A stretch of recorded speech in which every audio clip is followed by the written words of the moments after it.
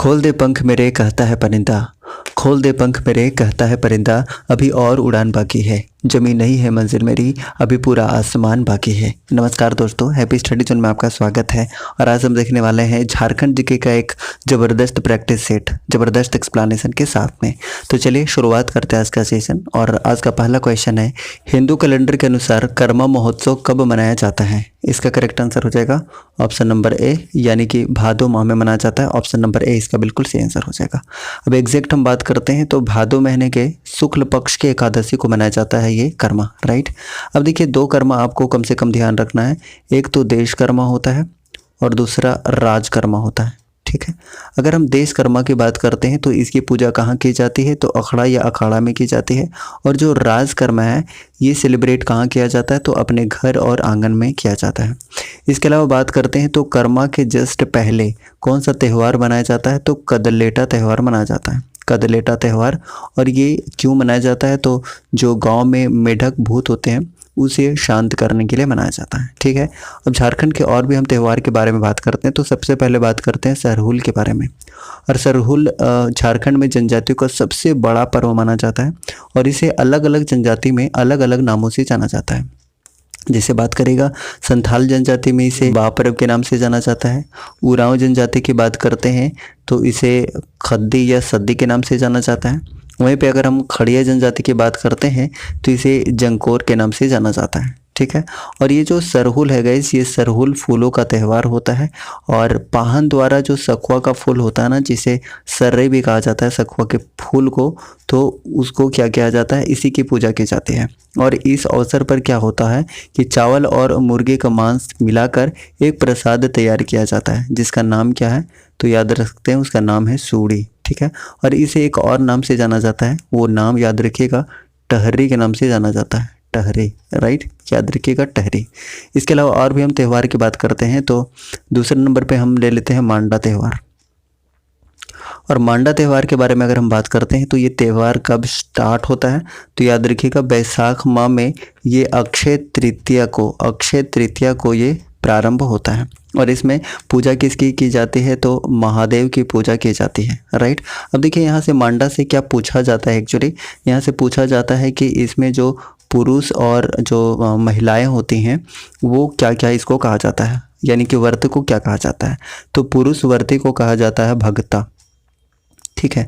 और महिला जो व्रती होती है उसे सुख्तैन कहा जाता है। याद रखिएगा, ये कई बार पूछा हुआ है एग्जाम में, राइट, सुख्तैन कहा जाता है, ठीक है। इसके अलावा बात करिएगा तो जो भोक्ता है वो क्या करते हैं कि दहकते हुए अंगारों पर चलते हैं, ठीक है। और इसे कहा जाता है, याद रखिएगा, फूल खूंदी कहा जाता है। और ये कई बार एग्जाम में पूछा हुआ कि फूल खूंदी किसे कहते हैं? तो जो अंगारों पर चला जाता है उसे फूल खूंदी के नाम से जाना जाता है। और उसके बाद फिर क्या होता है कि जागरण की रात में जो भक्ता होते हैं वो करते क्या है कि हवन की जो अग्नि शिखा है उसके ऊपर लटक जाते हैं, ठीक है। और लटका के उनको क्या किया जाता है? झुलाया जाता है। और उसे कहा जाता है धुआंसी, ठीक है, धुआंसी कहा जाता है। ये भी एग्जाम में पूछा हुआ है, ठीक है। अगला त्यौहार लेते हैं, मकर संक्रांति में मनाया जाता है टूसू। अगर हम टूसू की बात करते हैं तो मकर संक्रांति में मनाया जाता है, पहले बात ये याद रख लीजिए। और इस अवसर पर लड़कियां क्या करती हैं कि लकड़ी या बांस का फ्रेम रंगीन कागज से सजाती हैं। तो कम से कम इतना याद रखिएगा टूसू पर्व से कि ये मनाया कब जाता है? तो मकर संक्रांति के समय में मनाया जाता है, ये ज़्यादा इंपॉर्टेंट है। उसके बाद बात करते हैं सोहराई की। अगर हम सोहराई की बात करते हैं तो ये दीपावली के दूसरे दिन मनाया जाता है। और इसका जो संबंध है गई, संबंध पूछ लिया जाता है तो मवेशियों के धन से संबंधित है सोहराई त्यौहार। उसके बाद नेक्स्ट बात करते हैं चांडी, ठीक है। अगर हम चांडी पर्व की बात करते हैं तो ये उरांव जनजाति के द्वारा माघ पूर्णिमा के दिन मनाया जाता है, माघ पूर्णिमा के दिन मनाया जाता है। और महिलाएं जो होती हैं इसमें भाग नहीं लेते हैं। और एक चीज़ और यहाँ पर है कि जिस परिवार में कोई भी महिला सदस्य अगर गर्भवती होती हैं तो उस परिवार का कोई पुरुष सदस्य भी इस त्यौहार में भाग नहीं लेता है, ये भी काफ़ी इंपॉर्टेंट है। उसके बाद बात करते हैं वंदना पर्व की। अगर हम वंदना पर्व की बात करते हैं तो ये कार्तिक अमावस्या के दिन मनाया जाता है, ठीक है। और इसमें क्या होता है कि जो पालतू जानवर हैं उसे कपड़ा और गहना से सजाया जाता है, काफ़ी इंपॉर्टेंट है। उसके बाद फिर बात करते हैं हम रोहिणी त्यौहार की। अगर रोहिणी त्यौहार की हम बात करें तो ये झारखंड राज्य के कैलेंडर का प्रथम त्यौहार माना जाता है। और इस पर्व के द्वारा क्या होता है कि किसान क्या करते हैं कि अपने खेत में बीज बोने की परंपरा स्टार्ट करते हैं। ठीक है, उसके बाद एक और हम त्यौहार की बात करते हैं, देसावली। अगर हम देसावली पर्व की बात करते हैं, देसावली और जनी शिकार दोनों याद रखिएगा, ये दोनों ही जो त्यौहार हैं ये 12 वर्ष में एक बार मनाए जाते हैं और ये कई बार एग्जाम में पूछा है। इस तरीके से क्वेश्चन नंबर 1 का सही आंसर क्या हो गया, यानी कि कर्मा महोत्सव कब मनाया जाता है? तो करेक्ट आंसर है ऑप्शन नंबर ए, यानी कि भादो माह में मनाया जाता है। भादो माह में शुक्ल पक्ष के एकादशी को, ऑप्शन नंबर ए इसका बिल्कुल सही आंसर हो जाएगा। नेक्स्ट है क्वेश्चन नंबर 2, किसके नेतृत्व में 1874 के खरवार आंदोलन ने जोर पकड़ा था? इसका सही आंसर हो जाएगा ऑप्शन नंबर ए, यानी कि भागीरथ मांझी। अब देखिए, अगर भागीरथ मांझी के बारे में बात करते हैं तो ये गोड्डा जिले के तलडीहा गांव के रहने वाले थे, काफ़ी इंपॉर्टेंट है। उसके बाद अगर हम खरवार आंदोलन के बारे में बात करते हैं तो यहाँ से 2 चीज़ें आप याद रख सकते हैं कि खरवार आंदोलन का नेतृत्व किसने किया था? तो भागीरथ मांझी ने किया था। कब हुआ था अगर पूछ लिया जाए तो 1874 ईस्वी को हुआ था। ठीक है, अब बहुत सारे आंदोलन हुए हैं झारखंड में, तो सारे आंदोलन को हम एक एक करके देखते हैं। तो सबसे पहला आंदोलन का नाम आता है गाइस ढाल विद्रोह। ठीक है, अगर हम ढाल विद्रोह की बात करते हैं तो ये कब से कब तक हुआ था?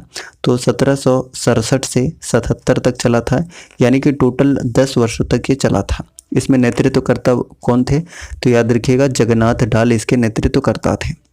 दमन किसने किया था? तो दमन इसमें 2 लोगों ने किया था, याद रखिएगा, लेफ्टिनेंट रूक और कैप्टन मॉर्गन ने किया था। ठीक है, ये ढाल विद्रोह हो गया पहला विद्रोह। उसके बाद हम दूसरा विद्रोह की बात करते हैं तो चुआर विद्रोह, याद रखिएगा। और चुआर विद्रोह कब से कब तक हुआ था? तो ये हुआ था 1769 से 1805। ठीक है, 1805। इसमें नेतृत्वकर्ता कौन थे? काफ़ी महत्वपूर्ण है इसमें, तो याद रखिएगा रघुनाथ महतो, श्याम गंजम। ठीक है, ये 2 लोग मुख्य रूप से इसके नेतृत्वकर्ता थे। और अगर बात करते हैं दमन की, तो दमनकर्ता कौन थे? तो 2 लोग इसमें दमनकर्ता मुख्य रूप से थे, एक लेफ्टिनेंट कुड्यार और मेजर क्राफ्ट। ये 2 लोग चुआर विद्रोह के नेतृत्वकर्ता नहीं बल्कि क्या थे? दमनकर्ता थे। ठीक है, अगर हम बात करते हैं चेरो विद्रोह की, तो चेरो विद्रोह कब से कब तक हुआ था? तो याद रखिएगा ये 1770 से 1818 ईस्वी तक चला था।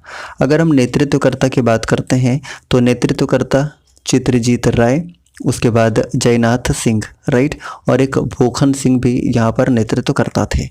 दमन की अगर हम बात कर लेते हैं दमन की, तो दमन यहाँ पर जैकब कैमक ने किया था। ठीक है, चलिए उसके बाद नेक्स्ट विद्रोह हमारे पास है भोक्ता विद्रोह। अगर हम भोक्ता विद्रोह के बारे में बात करते हैं तो ये कब से कब तक चला था? सबसे पहले तो 1770 से 71 ईस्वी तक चला था। नेतृत्वकर्ता की अगर बात की जाए तो याद रखिएगा जयनाथ सिंह इसके नेतृत्वकर्ता थे। अगर हम दमनकर्ता के बारे में बात करते हैं तो दमनकर्ता यहाँ पर कैप्टन जैकब कैमक थे। ठीक है, चलिए उसके बाद बात करते हैं घटवाल विद्रोह की। अगर हम घटवाल विद्रोह की बात करते हैं तो ये कब से कब तक चला था? सबसे पहले बात ये, तो ये चला था 1772 से 73। ठीक है, नेतृत्वकर्ता की अगर हम बात करते हैं तो यहाँ पे नेतृत्वकर्ता कौन थे? तो जितने भी घटवाल सरदार है वो सारे के सारे नेतृत्वकर्ता थे। दमन अगर पूछ लिया जाए तो दमन जैकब कैमक था, राइट। उसके बाद बात करते हैं पहाड़िया विद्रोह के बारे में। पहाड़िया विद्रोह की अगर हम ईस्वी बात करते हैं तो 1772 से 80 ईस्वी तक चला था। और 2 लोगों का नाम प्रमुखता से यहाँ पर आता है। सबसे पहले जो पाकुड़ के महेशपुर की रानी थी, रानी सर्वेश्वरी, उन्होंने नेतृत्व किया था। इसके अलावा जगन्नाथ ने भी यहाँ पर नेतृत्व किया था। दमनकर्ता अगर आपसे पूछ लिया जाए तो दमनकर्ता याद रखिएगा क्लीवलैंड था, क्लीवलैंड, राइट। चलिए नेक्स्ट बात करते हैं तिलका आंदोलन की। तिलका विद्रोह की अगर हम बात करते हैं तो ये कब से कब तक हुआ था? तो 1783 से 85 तक चला था। ठीक है, और इसमें नेतृत्वकर्ता कौन रहेंगे?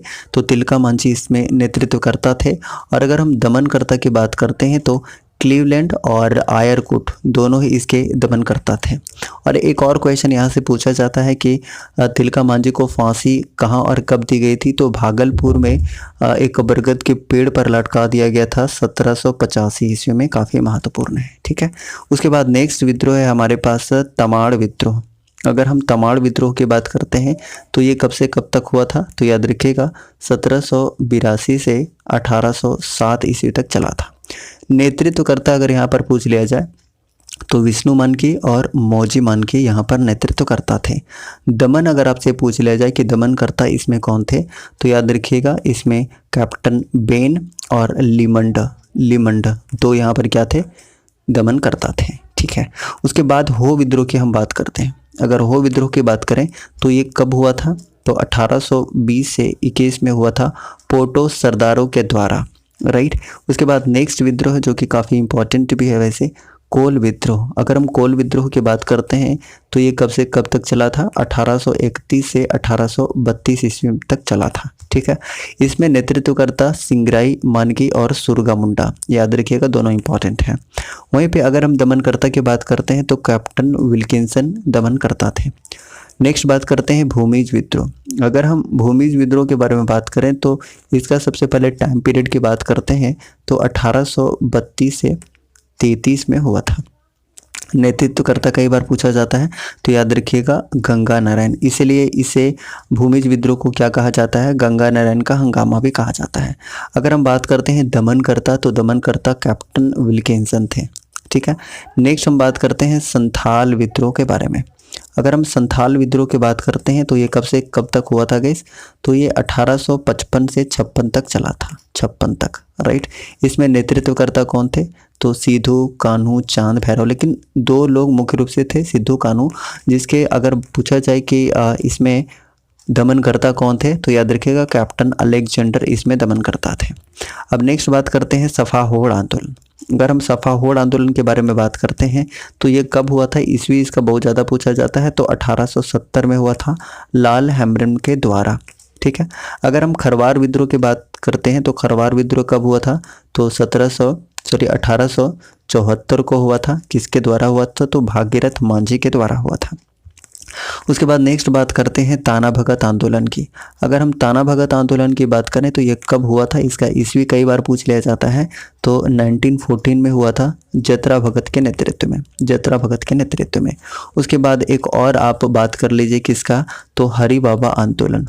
अगर हम हरि बाबा आंदोलन की बात करते हैं तो ये कब हुआ था, तो याद रखिएगा ये 1931 ईस्वी में हुआ था। हरि बाबा या दुक्का हो इनको कहा जाता है, तो दुक्का हो के नेतृत्व में हुआ था। ठीक है, तो क्वेश्चन नंबर फर्स्ट का सही आंसर क्या हो गया गाइस, किसके नेतृत्व में 1874 के खरवार आंदोलन ने जोर पकड़ा था, तो बिल्कुल ऑप्शन नंबर ए इसका सही आंसर हो जाएगा, यानी कि भागीरथ मांझी इसका बिल्कुल सही आंसर है, ऑप्शन नंबर ए। नेक्स्ट बात करते हैं क्वेश्चन नंबर 3। अंग्रेजों से लड़ने वाले झारखंड के पहले संथाल नेता कौन थे, तो 3 का करेक्ट आंसर क्या हो जाएगा बताइए, 3 का करेक्ट आंसर हो जाएगा ऑप्शन नंबर डी, यानी कि कौन थे, बाबा तिलका मांझी थे। तो ऑप्शन नंबर कौन सा हो जाएगा, ऑप्शन नंबर डी इसका बिल्कुल सही आंसर हो जाएगा।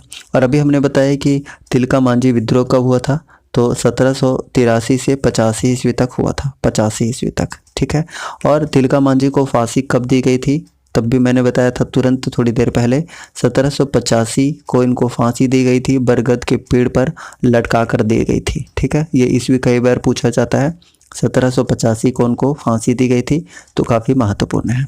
अगर हम बिरसा मुंडा के बारे में बात करें, ऑप्शन नंबर सी की बात करें, तो बिरसा मुंडा के बारे में आप ऑलरेडी जानते हैं कि इनका जन्म कहाँ हुआ था, तो खूंटी के उली हाथू गाँव में हुआ था। कब हुआ था, तो 15 नवंबर 1875 को इनका जन्म हुआ था, राइट। अगर मृत्यु पूछ ली जाए तो याद रखिएगा 9 जून 1900 को, कहाँ पर, तो रांची जेल में इनकी मृत्यु हो गई थी हैजे के कारण, काफ़ी महत्वपूर्ण है। इसके अलावा नेतृत्व किसका किया था इन्होंने, तो मुंडा उलगुलान का नेतृत्व किया था। कब हुआ था ये विद्रोह, तो 1895 से 1900 ईस्वी तक चला था, काफ़ी इंपॉर्टेंट है। और भूमिज विद्रोह के नेतृत्वकर्ता कौन थे, तो गंगा नारायण थे। इसके बारे में भी हमने बताया भूमिज विद्रोह हुआ कब था, तभी थोड़ी देर पहले हमने बताया था कि 1832 से 33 में हुआ था। और इसमें जो दमन करता थे वो कौन थे, तो कैप्टन विल्किंसन थे। ठीक है, नेक्स्ट बात करते हैं क्वेश्चन नंबर 4 की। 4 नंबर क्वेश्चन है कि झारखंड के किस नदी को देव नदी कहा जाता है, तो इसका आंसर क्या हो जाएगा, सभी जानते हैं, ऑप्शन नंबर बी, यानी कि दामोदर नदी को क्या कहा जाता है, देव नदी या बंगाल के शोक के नाम से भी जाना जाता है। ठीक है, अगर हम ऑप्शन नंबर ए की बात करते हैं, स्वर्ण रेखा नदी की बात करते हैं, तो ये निकलती कहाँ से है, तो रांची के नगड़ी से निकलती है। टोटल डिस्टेंस कितना कवर करती है, तो याद रखिएगा 470 किलोमीटर। ठीक है, इसके अलावा बात करते हैं तो स्वर्णरेखा नदी एकमात्र ऐसी नदी है जो स्वतंत्र रूप से बंगाल की खाड़ी में गिरती है, ये भी काफ़ी इंपॉर्टेंट है। इसके अलावा बात करते हैं कि इसकी सहायक नदियाँ कौन कौन सी हैं, तो याद रख सकते हैं काकरो नदी, कांची, खरकई, जोमारू, राढ़ू और संजय नदी, ये सारी की सारी नदियाँ सहायक नदियाँ हैं स्वर्ण नदी के। ठीक है, उसके बाद स्वर्णरेखा नदी पर ही है हुंड्रू फॉल। हुंड्रू फॉल है, याद रखिएगा, जिसकी ऊंचाई आपको 320 फीट देखने को मिलेगा, 320 फीट। और अगर मीटर में बात करते हैं तो 98 मीटर। ये दो चीज़ यहाँ से आप याद रख सकते हैं। ठीक है, इसके अलावा अगर हम दामोदर नदी की बात करते हैं तो इसका उद्गम कहाँ से है गैस, तो चूल्हा पानी, टोरी, लातेहार से इसका क्या है, उद्गम है, याद रखिएगा। इसके अलावा बात करते हैं तो इसकी टोटल डिस्टेंस कितनी है, तो झारखंड में टोटल डिस्टेंस है 290 किलोमीटर। लेकिन पूरा अगर हम बात करते हैं अपवाह क्षेत्र की तो इसका टोटल कितना है, तो 292 किलोमीटर है। दामोदर नदी के अगर अपवाह क्षेत्र की बात कर ली जाए तो 12,800 किलोमीटर स्क्वायर है, अपवाह क्षेत्र की हम बात कर रहे हैं। इसके अलावा अगर सहायक नदी की बात करते हैं तो सहायक नदी कौन कौन सी है, सहायक नदी आपको देखने को मिलेगा बराकर नदी, बोकारो नदी, कोनार, फिर जमुनिया और कतरी नदी, ये सारे के सारे दामोदर नदी के सहायक नदियां हैं। इसके अलावा दामोदर नदी को देव नदी के नाम से और बंगाल का शोक कहा जाता है, और झारखंड की सर्वाधिक प्रदूषित नदी है और सबसे लंबी नदी है और सबसे चौड़ी नदी भी है। मुहाना अगर पूछ लिया जाए तो हुगली नदी इसका मुहाना है, राइट। चलिए, उसके बाद अगर हम बात करते हैं मयूराक्षी नदी की, तो मयूराक्षी कहाँ से निकलती है मयूराक्षी नदी, तो सबसे पहले टोटल डिस्टेंस कवर करती है कितना, 250 किलोमीटर। ये निकलती कहाँ से है, तो देवघर के त्रिकुट पहाड़ी से निकलती है, त्रिकुट पहाड़ी से। सहायक नदी की अगर हम बात कर लेते हैं तो सहायक नदी कौन कौन सा है, तो एक धोबाई नदी है, टिपरा नदी है और भामरी नदी है। ठीक है, अपवाह क्षेत्र कौन कौन से जिला में है इसका, तो आपको देखने को मिलेगा, एक तो दुमका में है, साहेबगंज, गोड्डा और देवघर में देखने को मिलेगा। और मयूराक्षी नदी जिसे मोर नदी के नाम से जाना जाता है, एकमात्र ऐसी नदी है जो कि नौका गम्य के लिए काफ़ी प्रसिद्ध है। ठीक है, मयूराक्षी नदी त्रिकुट पहाड़ी से निकलती है। उसके बाद अगर हम बात करते हैं ब्राह्मणी नदी की, तो ब्राह्मणी नदी कहाँ से निकलती है गैस, तो ये कहाँ से, दुधवा पहाड़ी दुमका से निकलती है। अगर इसके हम सहायक नदी की बात करते हैं तो गुमरो और एरो इसकी दो सहायक नदियां हैं जो कि काफ़ी महत्वपूर्ण हैं। उसके बाद और भी अगर हम नदी की बात करते हैं तो बराकर नदी की अगर हम बात कर लेते हो तो पद्मा हजारीबाग में ये छोटा नागपुर के पठार से निकलता है और डिस्टेंस कितना कवर करता है, तो याद रखिएगा 225 किलोमीटर। ठीक है, वहीं पे अगर हम अजय नदी की बात कर लें, तो अजय नदी कहाँ से निकलती है, तो मुंगेर बिहार से निकलती है। इसके सहायक नदी की अगर हम बात करते हैं तो सहायक नदी याद रखिएगा कम से कम दो। ठीक है, एक तो पत्रो और एक जयंती, इसकी दो सहायक नदियां हैं जो कि काफ़ी महत्वपूर्ण है। उसके बाद और भी नदी की बात करते हैं, जैसे गुमानी नदी का आपने नाम सुना होगा, ये कहाँ से निकलती है, तो राजमहल पहाड़ी से निकलती है। उसके बाद हम बात करते हैं बसलोई नदी की, तो बसलोई नदी की अगर बात कर ली जाए तो बांस पहाड़ी गोड्डा से इसका उद्गम है। अगर इसका मुहाना की बात करें तो गंगा नदी इसका मुहाना है। ठीक है, आगे और भी बात करते हैं दक्षिणी कोयल नदी की, तो दक्षिणी कोयल नदी कहाँ से निकलती है, नगड़ी रांची, जहाँ से स्वर्णरेखा नदी निकलती है। अगर इसकी हम बात करते हैं टोटल डिस्टेंस की तो 470 किलोमीटर डिस्टेंस कवर करती है। और सहायक नदी की बात करते हैं तो मुख्य सहायक नदी है दक्षिणी कोयल की कारो नदी। ठीक है, और एक इम्पॉर्टेंट चीज़ यहाँ से याद रखिएगा कि शंख नदी से मिलकर ये ओडिशा में ब्राह्मणी नदी के नाम से जानी जाती है, ब्राह्मणी नदी के नाम से। ठीक है, जिसके बारे में हमने बताया कि दुधवा पहाड़ी दुमका से निकलती है। इसके अलावा बात करते हैं शंख नदी की। अगर हम शंख नदी की बात करते हैं तो शंख नदी कहाँ से निकलती है, ठीक है, तो शंख नदी निकलती है गुमला के चैनपुर से। ठीक है, चैनपुर के गुमला से निकलती है और कितना किलोमीटर डिस्टेंस ये कवर करती है, तो 240 किलोमीटर ये डिस्टेंस कवर करती है। मुहाना कहाँ हो जाएगा, तो दक्षिणी कोयल इसका मुहाना हो जाएगा, काफ़ी महत्वपूर्ण है।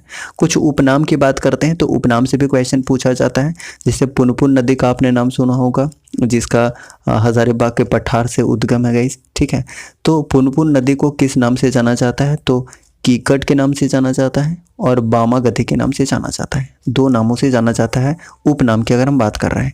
वहीं पे अगर हम सकरी नदी की बात करते हैं तो सकरी नदी का उपनाम क्या है, तो सुमा गधी और उसके बाद फाल्गु नदी के बारे में हम अगर बात करते हैं तो अंतः सलीला के नाम से जाना जाता है, ठीक है।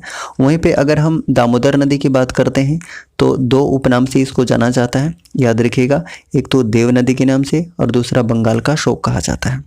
मयूराक्षी नदी के बारे में शुरुआत में ही हमने बताया था कि मयूराक्षी नदी को क्या कहा जाता है, तो मोर नदी के नाम से भी जाना जाता है, जो कि नौकागम्य के लिए काफ़ी प्रसिद्ध है। निकलती कहाँ से? त्रिकुट पहाड़ी देवघर से निकलती है, ठीक है। क्वेश्चन नंबर 5 की, जनी शिकार त्यौहार कितने वर्षों के अंतराल में मनाया जाता है? तो इसका करेक्ट आंसर हो जाएगा ऑप्शन नंबर सी, यानी कि 12 वर्ष के अंतराल में मनाया जाता है। और हमने बताया था कि एक देशावली और जो जनी शिकार है, दोनों ही त्यौहार 12 वर्ष के अंतराल में मनाए जाते हैं। तो ऑप्शन नंबर सी इसका बिल्कुल सही आंसर हो जाएगा। नेक्स्ट बात करते हैं क्वेश्चन नंबर 6 की। 6 नंबर क्वेश्चन है, मांडा या मंडा एक अहम त्यौहार है जिसे निम्नलिखित में से किस राज्य में मनाया जाता है?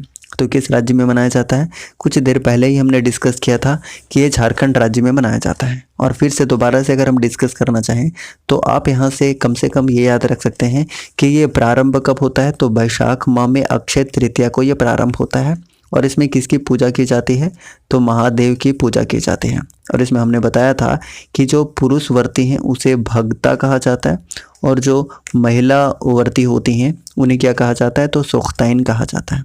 और हमने बताया था अभी थोड़ी देर पहले ही कि जो धधकते अंगारों पर चलते हैं उसे क्या कहा जाता है? तो फूल खूंदी कहा जाता है। और हवन के जो शिखा पर उनको ऊपर लटकाया जाता है उसे क्या कहा जाता है? तो हमने बताया था कि धुआंसी कहा जाता है, याद रखिएगा, धुआंसी कहा जाता है। इस तरीके से क्वेश्चन नंबर 6 का सही आंसर क्या हो गया गाइस? मंडा एक अहम त्यौहार है जिसे किस राज्य में मनाया जाता है? तो बिल्कुल इसका सही आंसर हो जाएगा झारखंड में मनाया जाता है, ऑप्शन नंबर डी। कब मनाया जाता है?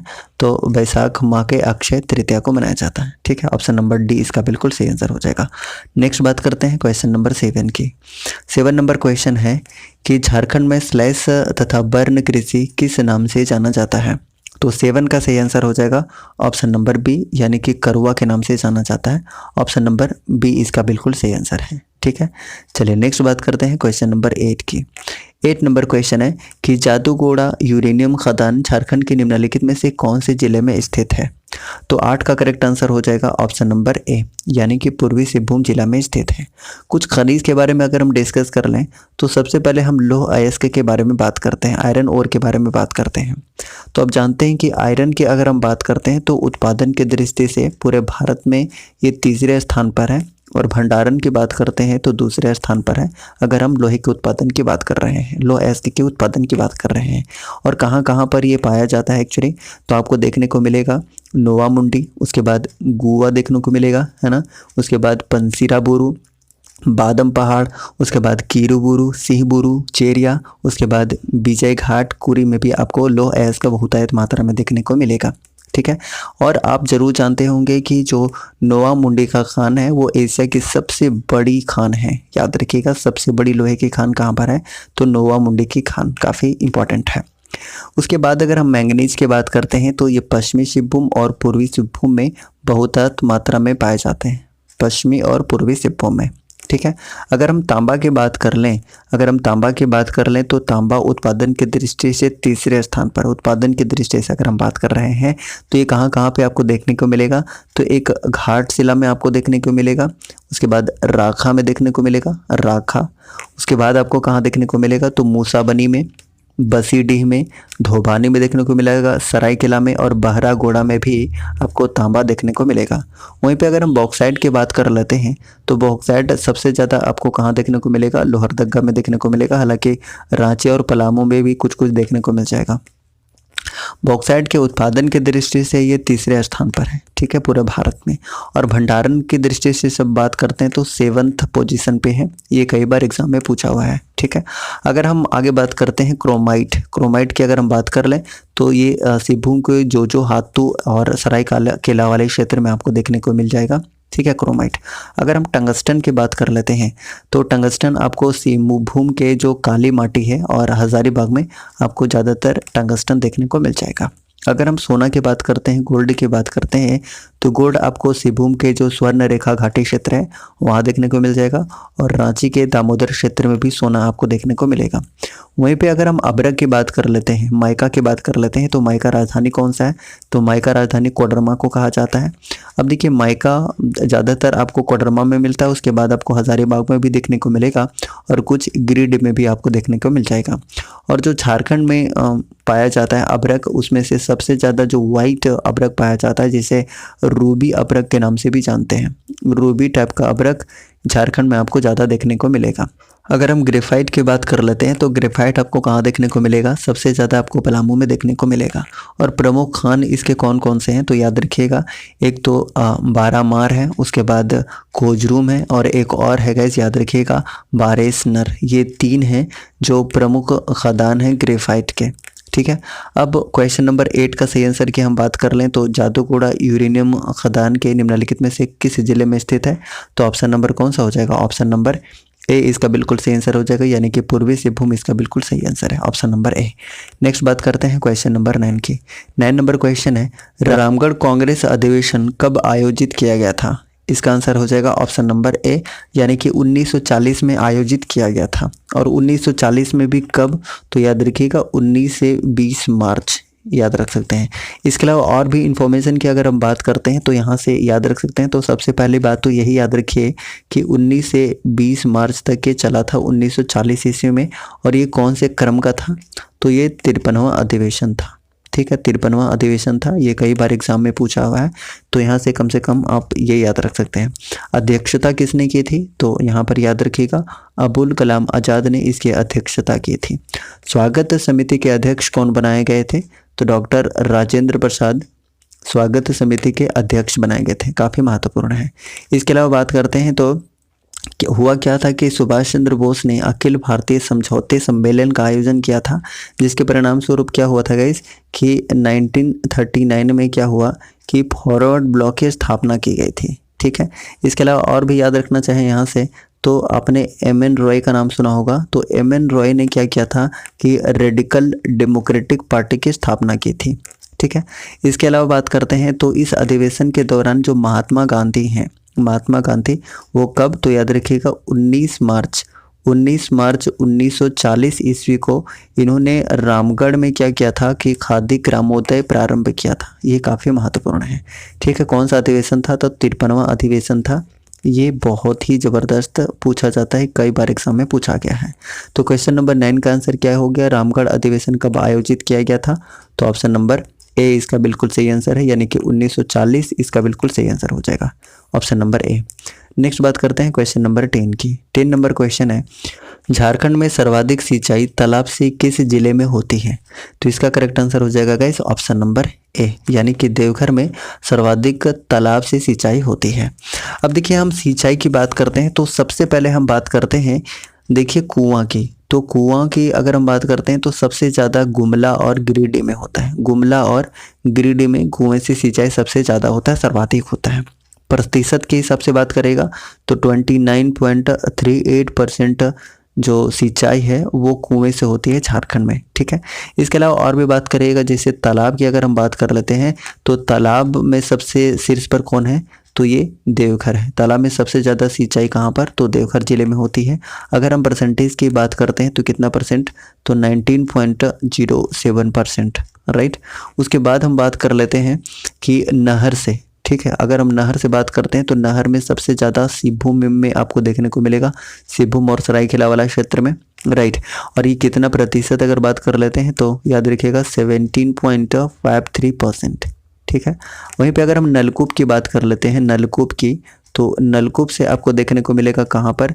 तो लोहरदगा में आपको ज़्यादातर देखने को मिलेगा नलकूप से। ठीक है।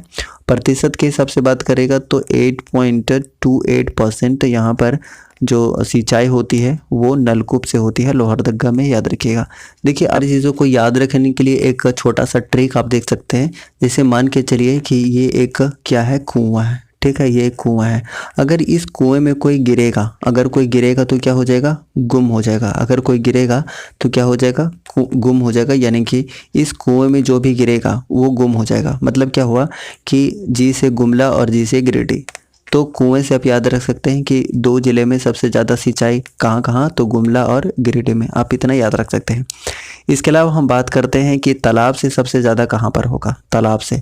तो तालाब से देखिए आप कैसे याद रखना चाहेंगे, तो तालाब के किनारे कौन सा पूजा होता है गाइस, तो छठ पूजा, आप जानते हैं ना, छठ पूजा होता है।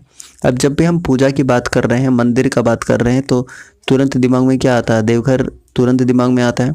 तो देवघर बात तुरंत में आ रहा है, तो तालाब से रिलेटेड कौन सा हो जाएगा, ये देवघर हो जाएगा। तालाब से तुरंत आपके माइंड में आना चाहिए छठ, छठ से आपके दिमाग में आना चाहिए पूजा, और पूजा से मंदिर वगैरह, और मंदिर ज़्यादातर आपको देवघर में देखने को मिलेगा। तो इस हिसाब से आप कह सकते हैं कि तालाब में सबसे ज़्यादा सिंचाई कहाँ पर होती है तालाब से, तो देवघर में होती है। ठीक है। उसके बाद देखिए अगर आप नलकूप की बात करिएगा, तो हम नलकूप के बारे में अगर आपसे बात करना चाहें, तो आप जानते हैं कि नलकूप अगर ये नल है गाइस, अगर ये नल है, तो आप देखिए क्या कि ये जो नल बना होता है ये लोहे का बना होता है ये नहीं, बिल्कुल लोहे का नलकूप बना होता है। तो आप देख सकते हैं कि लोहा आ रहा है, लोहा से क्या हो जाएगा, लोहरदगा हो जाएगा, नहीं हो जाएगा, बिल्कुल लोहरदगा हो जाएगा। ठीक है, लोहरदगा हो जाएगा। तो लोहरदगा किससे हो जाएगा, नलकूप से हो जाएगा। तो आप ऐसे कोरिलेट करके चीज़ों को याद कर सकते हैं। और नहर से आप डायरेक्ट याद रख लीजिए कि सिंहभूम और सरायकेला वाले क्षेत्र में होता है। ठीक है गाइस, इस तरीके से 10 नंबर क्वेश्चन का आंसर क्या हो गया कि सर्वाधिक सिंचाई तालाब से कहाँ पर होगी, तो तालाब तुरंत दिमाग में आना चाहिए छठ, छठ से आना चाहिए मंदिर, मंदिर मतलब पूजा, तो कहाँ से संबंधित हो सकता है, ऑप्शन नंबर ए देवघर इसका बिल्कुल सही आंसर हो जाएगा। So option number A is correct one. Next बात करते हैं क्वेश्चन नंबर 11 की। जपला निम्नलिखित में से किस उद्योग के लिए प्रसिद्ध है, इसका सही आंसर आपको क्या करना है, कमेंट बॉक्स में देना है। इसका सही आंसर बताइए क्या होगा, सीमेंट के लिए, लौह एवं इस्पात उद्योग के लिए, कोयला के लिए, या बॉक्साइट के लिए। चारों में से एक करेक्ट आंसर आपको कमेंट बॉक्स में टाइप करना है। इस तरीके से आज का सेशन हमने कंप्लीट कर लिया है। अगर आपको सेशन पसंद आया तो प्लीज़ लाइक कीजिएगा, और चैनल पर नए हैं तो प्लीज़ चैनल को सब्सक्राइब करके बेल आइकन को प्रेस कीजिएगा, ताकि आपको न्यू वीडियोज़ का नोटिफिकेशन बिल्कुल सही समय पर मिलता रहेगा। Thank you so much. जय हिंद।